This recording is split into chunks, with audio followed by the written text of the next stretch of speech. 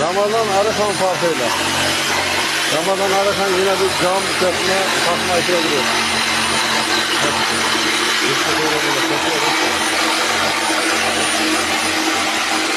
Göster bakayım. Bak beni göster bakayım kalitesini. Nereden anlıyoruz kaliteli olduğunu? Kaliteyi oradan mı anlıyor? İçine atılan ayıktan Çekici bir var mı yavrum? Evet. Vur şunu. Süper. Feridun abi teşekkürler. Harika oldu. Ellerine de sağlık. Mermerini koydular. Şimdi sıvasını yapacağız buranın.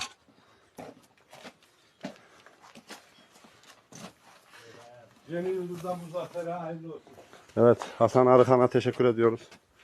Hasan Bey, teşekkür ederiz.